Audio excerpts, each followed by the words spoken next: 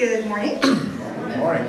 I have the pleasure of introducing our keynote speaker today, Gordon Tredgold.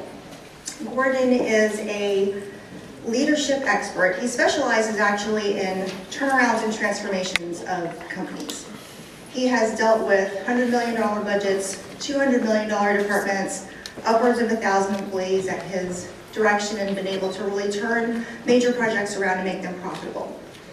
Inc. magazine has named him as a top 100 leadership expert. He has written 3 books on leadership. He's run many marathons. If you may not know that about Gordon, but he's an avid runner. He is also a contributing author for the Huffington Post, Inc. magazine, and Addicted to Success. And it is my pleasure to introduce you today to Gordon Tredgold.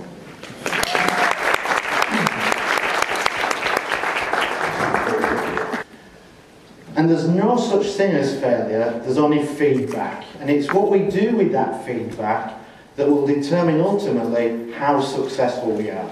And when we get that feedback, there's 3 things we can do. We can look at it and we can decide, this ain't going to work, and quit, which is the only true failure.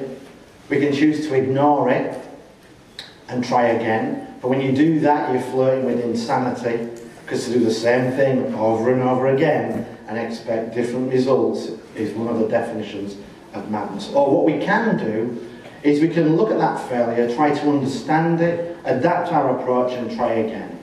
I don't know how many of you know Thomas Edison. Do you know how many times he failed when he tried to invent the light bulb? 1,000 times. He failed 1,000 times, and they asked him, what was it like failing 1,000 times? And he said, I didn't fail 1,000 times. I had a 1,000-step process for inventing the light bulb. So Thomas Edison understood the importance of failure and learning from it. So I am an expert in failure, and what makes me an expert in failure? Is it the hundreds of books I've read on the subject? Partly. Is it the thousands of hours of study into failure that make me an expert? That's part of it too, but the number one reason why I am an expert in failure is because I am the pharaoh of failure. I have failed so many times, even Thomas Edison would probably blush. I remember my first $1 million project that I delivered. I remember mostly that the budget was only $200,000. Well, singing's probably a pretty generous word, really.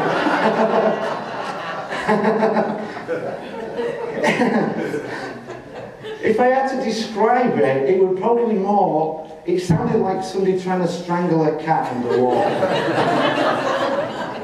And you can see these games like Guitar Hero, and it tells you what percentage of the notes you hit. 0. She did not hit a single note. And even worse, she didn't even have the decency to be 21 on a Monday or a Tuesday. Oh no.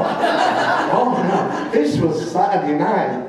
The place was packed. They're 10 deep at the bar. They're staring at her, they're staring at me, I'm staring at them. Trying to slide down under the table.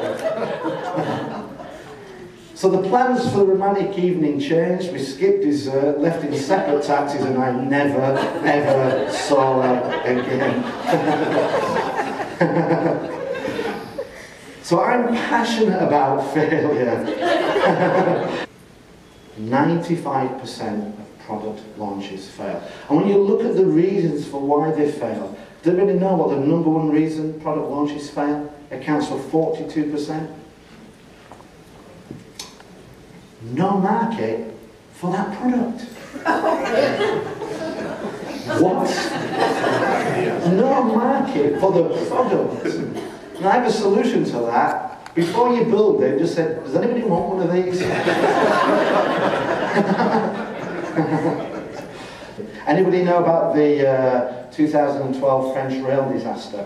150 million projects overrun. The platforms were too big and they impeded the tracks. The platforms were not too big. Oh, no? No. Well, you could look at it. Well, it depends who you're blaming for the problem. And the impact of this, as you can imagine, nobody in England laughed when we heard that. The French even laughed at themselves.